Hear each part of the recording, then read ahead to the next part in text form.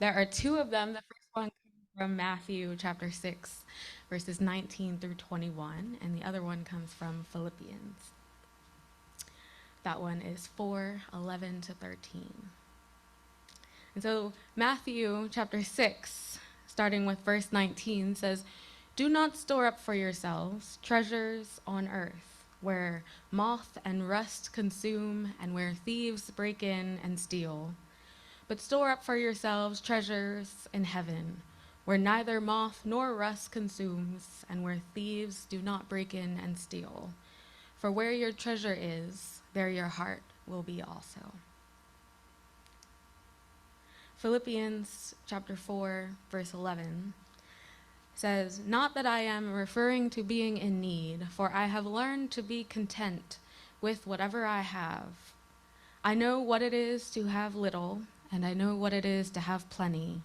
In any and all circumstances, I have learned the secret of being well fed, and of going hungry, of having plenty, and being in need. I can do all things through him who strengthens me." This is the word of God for the people of God. Thanks be to God. And so as we continue moving through our series of spiritual practices, we come now to this one called simplicity. And I have entitled this sermon, "A Theology of Enough." A very interesting topic. And so I begin by sharing a little bit about myself. Over the years, I've dealt with several different stomach and abdominal issues. When I was very young, I was hospitalized for it for a while. And then in grad school, I was having this weird flare up, and I was in and out of the doctor's office, in and out of the hospital. And one of the major symptoms is pain, and also the feeling of being full a lot, really easily.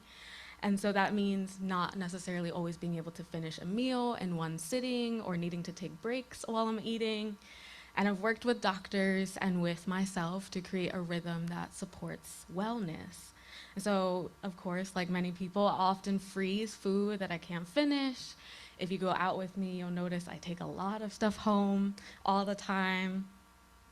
And also, over time, I've even developed what we now consider intuitive eating.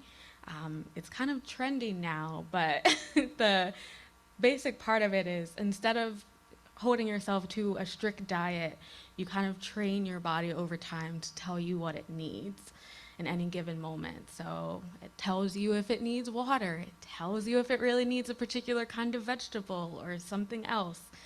Another part of this is really needing to know intuitively when you've had enough.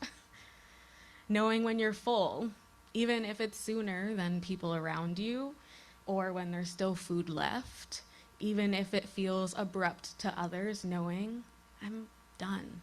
I've had enough. So to some degree, everyone has to do this to some extent, but it becomes even more important if pushing your limit is going to make you sick, which is what I've experienced a lot. Training your body to know its own enoughness can be an essential part of healing and restoring harmony within your system. But interestingly, knowing our own enoughness in a physical sense, when you know you could get sick, is a little bit easier than knowing it in a spiritual sense. Things become a little bit harder when we begin to think about something like the things we own, or the things we consume, or how we own. That's when knowing when we've had enough can become a bit more complicated. You don't necessarily have an illness or nausea to tell you to stop. You just kind of always have information about more that you should be consuming. Although we sometimes hesitate to talk about money and possessions in religious spaces, our relationship with possessions is actually very important. Throughout the ages, simplicity is one of those spiritual practices that's been lifted up in the church tradition in a variety of ways. Simplicity is the practice of living without excess and living with what's truly important. And Jesus actually practiced this in a lot of ways. His own life of simplicity can be a model to us. From the very beginning, even the circumstances of Jesus' birth were that he was born into very humble circumstances, a place that was small, unassuming, not known for its power or wealth or prestige. And then throughout his time on earth, Jesus lived a fairly simple life. He didn't own a lot of flashy things. In fact, he spent a lot of his time on the move, saying things like, "Foxes have dens and birds have nests, but the Son of Man has nowhere to lay his head." In order to do the work that God was asking him to do, it meant that Jesus really couldn't bring a lot of things with him. He had to declutter, he had to prioritize, he had to let some things go. He had to share resources with others. He often had to depend on others in order to have his needs met. And of course, when you're constantly traveling, it's very important to pack light. But Jesus' lifestyle, we have to think, was a little bit more than just the practical aspect of not being able to carry everything with you. It was also spiritual. Even more than the amount of things that he had, he also knew about the importance of keeping your focus on what really matters, having energy for relationships, having energy for spiritual life that is nourishing. And he also knew the importance of living in right relationship with God, with ourselves, with others, with the earth, and things that come from the earth. The simple life is arguably more associated with possessions and material goods. It became popular because it was an antidote to excessive greed and consumerism that has always been with us, the hunger for stuff and more stuff. After all, Jesus strongly warned against excess and accumulating wealth and the dangers of that. Some have argued that he spoke more about money than anything else, and that's debatable, depending on how you translate, depending on how you interpret, depending on how you count, right? So it's not really about the number, but the truth is that he certainly held some harsh words of judgment for those who hoarded resources that exploited other people. And one thing for sure is that he drew a clear connection between a person's spiritual life and their relationship to stuff. In Luke, he says, "Take care, be on guard against all kinds of greed, for life does not consist in the abundance of possessions." Proverbs are also full of similar commands. The NRSV translation says in chapter 23, "Do not wear yourself out trying to get rich." Isn't that funny? Be wise enough to desist. I love that. Don't wear yourself out. And then the NIV in the same chapter says, "Cast but a glance at riches, and they are gone, for they will surely sprout wings and take off to the sky like an eagle." Some wild stuff in the Bible. It's beautiful. And then in addition to that, many of us have heard all of these different iterations of parables of Jesus talking about the rich young ruler who was not prepared to let go of his stuff to follow Jesus more deeply. It wasn't so much the wealth or the amount of money, but Jesus was really concerned about loyalty, where our affections lie. What's more, in 1 Timothy, it also talks more about this. In chapter 6, it says, "Of course there is great gain in godliness combined with contentment. For we brought nothing into the world, so we can take nothing out of it. But if we have food and clothing, we will be content with these. But those who want to be rich fall into temptation and are trapped by senseless desires that plunge people into ruin and destruction." Wild stuff in the Bible. It's hilarious. "For the love of money is a root of all kinds of evil." All this kinds of stuff that is hidden in Scripture, but that we can pull out if we're really understanding what simplicity meant to people. And one of the reasons the Bible talks so much about greed is because it was always tied to harming people, and not just people, but also the earth itself, the earth's resources, the jewels that are hidden in the earth, the way that greed has caused us to exploit them or not respect them, not use them with good stewardship. And throughout the course of biblical history, God was constantly using kings and prophets to speak about issues related to work, exploitation, wages, unfair debts, those types of things. Yet God created a world in which there are enough resources for everyone's needs. When we understand our own sense of enoughness, it becomes easier to recognize when to give and who to set free. The Bible also warns about a relationship with possessions that keeps us from dependence on God. In Philippians, it also says, "My God will fully supply and satisfy every need of yours according to his own riches." Which means that when we lose sight of God's desire to provide for our basic needs, it becomes very easy to continue to accumulate more and more that we need. One way the early church worked against greed was to share everything, literally to live together. In Acts, we've talked about the passage where it says that all who believed were together and had all things in common. They would sell their possessions and distribute to all as anyone among them had needs. They lived together, they shared among them, and this practice allowed them to be aware of and provide for those of different classes among them. It also kept them away from just accumulating things as individuals. It was all for the community. And then as the church developed over time, the monastic movement also came about, which emphasized literally giving everything away and living in the desert, which is a choice.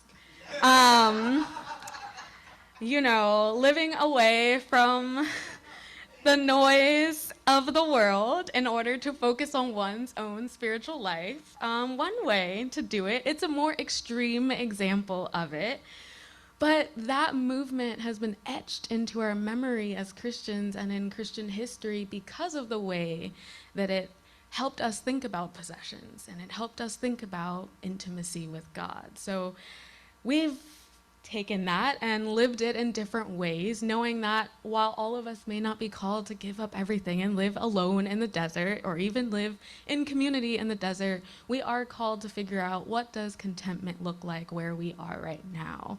Whether we live in the city or the country or the suburbs, whether we live in a tiny apartment or a giant house, what does it look like in each particular circumstance? One of the people who talked a lot about knowing our sense of enoughness in whatever circumstances was Paul. In Philippians that I read earlier, Paul talks about contentment. As we know, he had a lot of hardships in life. Though he had lots of support and lots of congregations supporting him, he was often persecuted and writing from prison and not always able to meet his basic needs. And so his declaration, "I have learned to be content in all things," means that though he had experienced times of a lot and times of being in need, his hope really wasn't in the stuff itself. It wasn't in possessions. His strength to endure came from something much bigger. His faith, his relationships with others, his work in making the church and world more faithful places to be. It didn't mean that he was purposely depriving himself of things that he really needed, but it meant that his purpose and his focus was clear, sort of like Jesus. And so similarly in Matthew, when Jesus says, "Where our treasure is, there our heart will be also," means that where we put the majority of our time and our focus and our affection, that is what will begin to shape our thinking, even define our life over time. In so many ways, throughout the Bible, throughout the Christian tradition, we are encouraged to live simply, which is just having a simple focus, not being weighed down by the things that we own.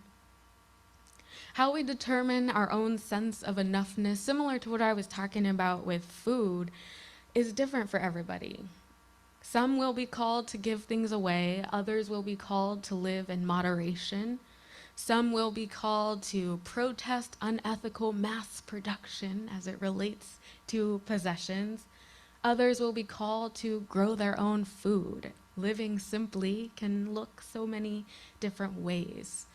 But at the heart of it, it's about a right relationship with others and with the earth, which can mean for some of us, it's not just the amount of things, but it's about how do we consume more ethically, knowing where things come from, considering who was exploited in the making of things, knowing if our spending and our consuming reflects our values. How is, asking questions like how slave labor is used across the world, maybe making intentional purchases from particular artists or particular businesses, smaller businesses, family-owned businesses, minority-owned businesses. All of those things are ways that we can live intentionally, not being moved by advertisements and people telling us what we need, but actually having that in check and being intentional about what we use and consume. Other questions to ask ourselves: are we able to say that the things that we own are the things that we truly need, use, and love? Things that are aligned with our values. I've had to move several times in the last couple of years. I've had to downsize a lot, but one of the things is like, do I even love this? Is it even cute? Like, it's just there because it's been there for years, right? So do I love it? Do I actually use it? Do I actually need it? All those types of things are important. God allows us to find pleasure in things. Do you love it? The idea of simplicity is not about depriving ourselves, it's actually about more freedom. How do you look at the things that you have and connect stories to them, connect affection to them, and really, really care about them, and really, really use them? That's also a way to live into it. So God's calling us to live this simple life as Jesus lived, which again is not about the amount of things or the types of things, but about having that singular focus, about consuming according to our values, consuming according to what's most important. How do we create space and capacity in our life to actually hear the Holy Spirit when she calls? Simplicity protects our spiritual vision, our spiritual sensitivity. When you live simply, you know what you're about, you know what's most important to you, and you're able to spend your resources and times in a way that reflects that. The focused life, which comes through purpose.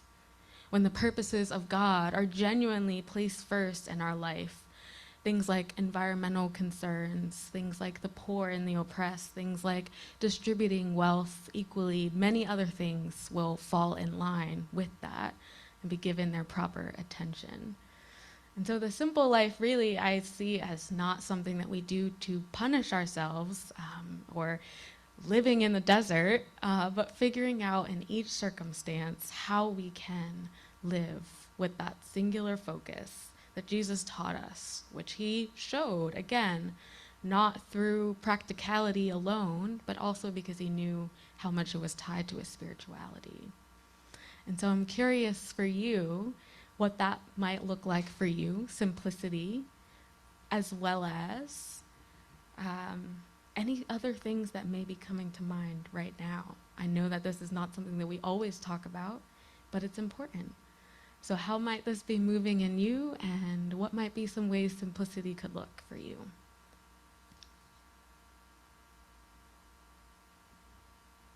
Yeah, Theo. I just wanted to touch on some things and connections that this made me think about, and one of the big ways that I've seen people applying simplicity to their lives has been especially since COVID and during COVID, a lot of people became a lot more focused on the day to day and trying to appreciate just the little small things of, I'm sorry. of every day. Yes. And I don't know. There was a connection there. I just lost it. My brain just, it was there. It's gone now. Well, I think that makes sense still. I mean, I get that. Yeah. Yeah. COVID has definitely caused people to rethink their values. And out of necessity, a lot of people have had to share things and live closer in community. That's what I'm hearing. I remembered the second half of it, which is, oh gosh, it's going again. We're going to hold on to it. Which is that level of staying present in day to day is something that's really important for recovering from trauma and healing. And I know a lot of people in the Bible go through a lot, and it can be really easy to, when focusing on trying to get a lot of things, to focus on the future or the past more. And the level of like simplicity can also be just trying to focus on the present and grounding and centering yourself in what is currently in your life. Yeah, I really love that. Being present, being a part of it, that's really beautiful. Yeah.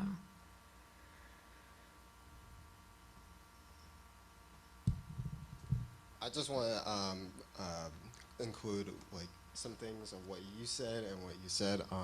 I feel like it's good to have simplicity in your life, since a lot of people focus on like, you know, bills, taxes, like they have so many things to focus on with to stabilize their life, but they never really focus on one goal or what they really want to do.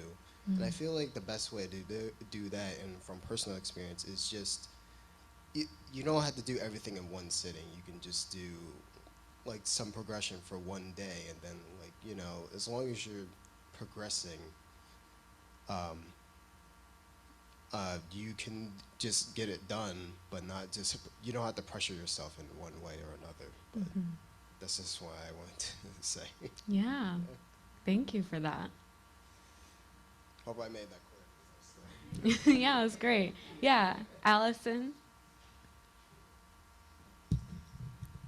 Getting back to your mentioning COVID, I remember during COVID thinking it was kind of interesting that the Goodwill would say we cannot accept any more items now because everybody is cleaning out their closets. And I think it was well, for one thing, because they couldn't do a whole lot else, but also as a way of controlling things, you know, that you felt totally out of control during COVID because you couldn't do your usual things. But then this was one thing that you could control, and it was therapeutic, you know, and it made you feel freer, kind of, to do it. My husband and I moved every September for the first 4 years of our marriage, and every time it got harder because we were accumulating more things. Now we've been in our present house for 49 years. So wish me luck. Absolutely. Yes. Yes, thank you for that. Yeah, I think you're right. Yes. Part of it was, again, during COVID, those beginning stages, people had not a lot to do, so cleaning things out. But it was also very interesting that it was also what people needed emotionally in a lot of ways, that they were drawn to that, just getting rid of stuff. Yeah, and yes, best of luck to you also as you figure out what that looks like right now. Yes, definitely. Let us know. Yeah. Well, that's what my mind kept wandering to. Ooh, I've been meaning to get rid of that. And when you said, does that bring me joy, or do I really love that? I'm thinking of all these things. But then the question is, what do you do with it? Yeah. And I just wanted to share, because it's been awesome. There are groups called Buy Nothing. Yeah. That you can post things on Facebook and give things to people who need them. And I've had, when I was clearing out the house after my husband died, I had a woman come for, I forget what she came for, but she was homeless because of domestic violence. And she's like, are you giving away all, you know, I had everything in the garage. I'm like, take whatever you want, please. Isn't better. And it was just it's a wonderful feeling to give something to people who really are in need. Yeah. And if there's something you really don't like and somebody loves it, then you know you're finding a new home for that. But it's a good, keep it in mind after your yard sale. Mm-hmm. Yeah. Yeah. Those are great ways to just give things to people that, you know, a lot of times when we go through this process, we practically are just throwing things at people, and it's a way to do that in a way, digitally and all kinds of things. Any others? Yeah, Judy. I kind of recommend moving every 10 years and downsizing every 10 years because every 10 years you accumulate more, even if you got rid of a lot to begin with. I was thinking about more about spiritual things that giving up, giving up control over things that you think that you have control over, giving up wanting the best for everybody in the world is one thing, to want that, but to try to do it on your own is a mistake. You think that you can do everything to help people, make them feel better, but sometimes you just have to accept people where they are and love them just where they are. So giving up what you want for other people and accepting what God has in control for them. Yeah, that's really beautiful. I feel like I hear in that that simplicity of mind. Like there's also kind of sometimes like mental and emotional clutter, which is connected to a lot of, you know, things that we try to control about people, things we're worried about that we can't control. So emotional clutter is also really, really difficult, maybe even more difficult. Allowing ourselves to be at peace when we go to bed, and truly keep that, you know, to God, who is protecting the people we love. It's really hard, but that's also a part of this practice. Yeah, Barbara. What you made me think of is the food aspect, and what came to mind was restaurants. Yeah. When you order something, it's so much. The portions are huge. Yeah. And I don't personally always feel guilty. Like there's so many hungry people in this world, and oh my gosh, let's share, you know. And I'm always taking it home. And even at Thanksgiving, I think of I almost feel guilty because of the gluttony that takes place, you know. And yes, food is a blessing, but gluttony is a sin, you know. And Thanksgiving, yes, you're feeling thankful and grateful, but there's so much food, and my mind always goes to the homeless that don't have it, you know. And yeah, so when you mentioned about the food aspect, that's what came to mind. I think Americans in general think more is better. It's our focus, you know, how we maybe grew up, but yeah, it doesn't have to be that way. It has to be more from the heart, you know, give to people and build relationships, and not on quantity. It's always about quantity, and I think we have to think about doing the reverse of that. So thank you for your message. Yeah, it's very interesting. I hadn't thought about it in terms of like the way that gluttony has been talked about, but certainly one thing about restaurants is what they do with waste. Is a huge, huge issue, and a way for us to advocate. You know, like a lot of times they have all these kinds of standards about like what they can hold on to, but there are people who could eat the stuff, and that's a way for us to, you know, at least advocate and say, well, I know I can't finish stuff. I know you have stuff at the end of the day. How can we get it to people who need it? And in the same way that we consume a lot, we also throw away a lot. That is still really good and fresh. And how do we find creative ways to not do that and to distribute it? Yeah, Allison.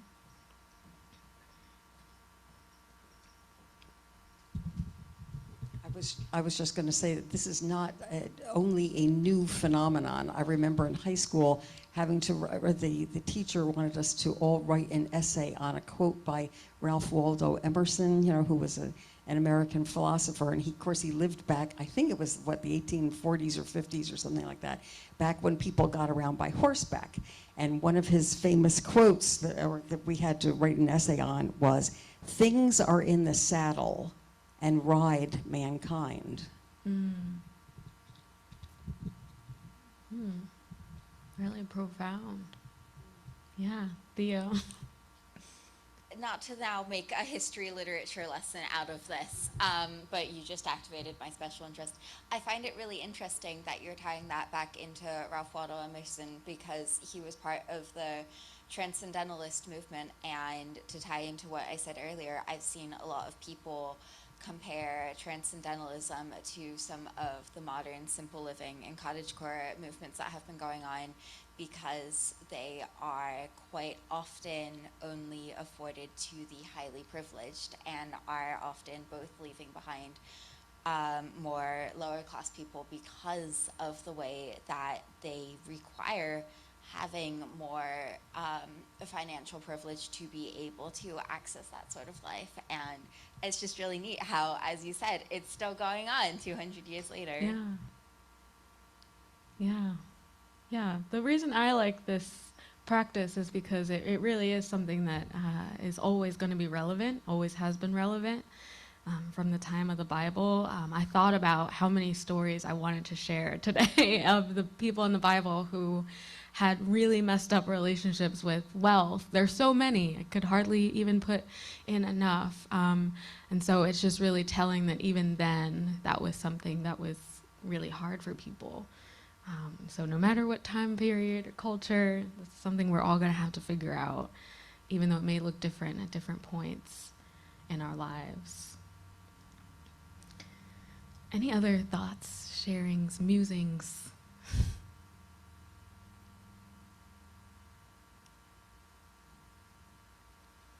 All right. Well, thank you so much. And I will turn things over now to Anthony with our next hymn, which is 450.